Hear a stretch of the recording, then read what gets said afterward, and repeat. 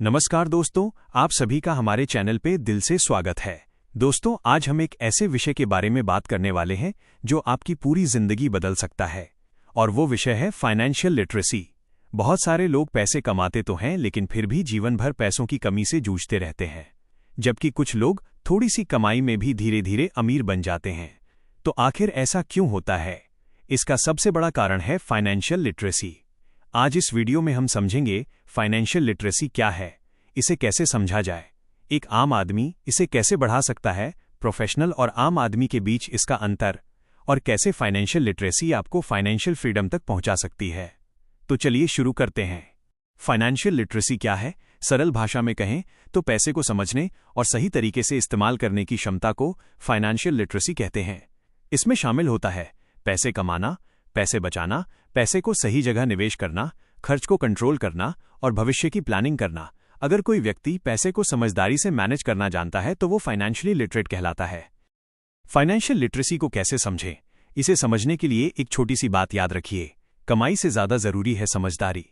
मान लीजिए दो लोग हैं, पहला व्यक्ति हर महीने 30,000 रुपये कमाता है और दूसरा व्यक्ति 1 लाख रुपये कमाता है।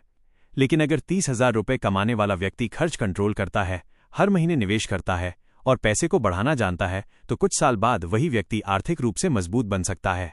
जबकि 1 लाख रुपये कमाने वाला व्यक्ति अगर पूरा पैसा खर्च कर देता है, निवेश नहीं करता, तो वो कभी अमीर नहीं बन पाएगा। यही है फाइनेंशियल लिटरेसी की ताकत। एक नॉर्मल आदमी अपनी फाइनेंशियल लिटरेसी कैसे बढ़ाए? दोस्तों, अच्छी बात यह है कि फाइनेंशियल लिटरेसी कोई जन्म से नहीं आती, इसे सीखा जा सकता है। इसके लिए कुछ आसान तरीके हैं। किताबें पढ़ें, जैसे पर्सनल फाइनेंस, निवेश, पैसा मैनेजमेंट, इन विषयों पर किताबें पढ़ें। अच्छे लोगों से सीखें, ऐसे लोगों के साथ समय बिताइए जो निवेश करते हैं, जो पैसे को समझते हैं, जिनकी सोच ग्रोथ वाली है, क्योंकि संगत का असर बहुत बड़ा होता है। छोटे छोटे निवेश से शुरुआत करें, जैसे SIP, म्यूचुअल फंड, स्टॉक्स। धीरे धीरे सीखते हुए आगे बढ़ें।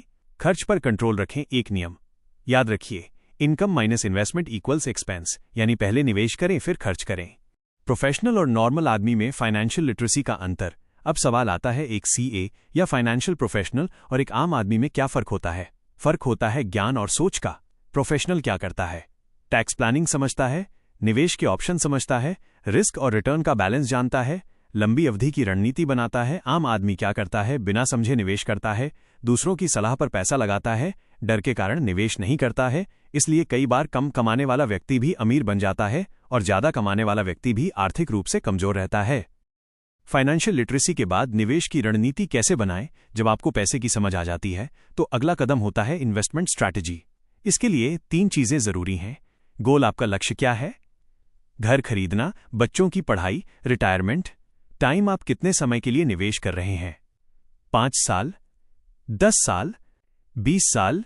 रिस्क, आप कितना रिस्क ले सकते हैं? इन 3 चीजों को देखकर ही सही निवेश तय किया जाता है। अगर आप लंबी अवधि के लिए निवेश करते हैं तो कंपाउंडिंग आपकी सबसे बड़ी ताकत बन जाती है। धीरे धीरे आपका पैसा बढ़ता जाता है और एक समय ऐसा आता है जब आपका पैसा आपके लिए काम करने लगता है। इसी को कहते हैं फाइनेंशियल फ्रीडम। फाइनेंशियल लिटरेसी का आसान उदाहरण मान लीजिए, 2 दोस्त हैं, राहुल और मोहन। दोनों की सैलरी है 40,000 रुपये प्रति महीना। राहुल क्या करता है? हर महीने 10,000 रुपये निवेश करता है, SIP शुरू करता है, खर्च कंट्रोल करता है। मोहन क्या करता है? पूरी सैलरी खर्च कर देता है, महंगी चीजें खरीदता है, निवेश नहीं करता। 20 साल बाद क्या होगा? राहुल के पास कंपाउंडिंग की वजह से लाखों या करोड़ों की संपत्ति हो सकती है, जबकि मोहन के पास शायद कुछ भी नहीं होगा। यही फर्क है फाइनेंशियल लिटरेसी और फाइनेंशियल इग्नोरेंस में। निष्कर्ष दोस्तों, याद रखिए, पैसा कमाना जरूरी है, लेकिन पैसे को समझना उससे भी ज्यादा जरूरी है।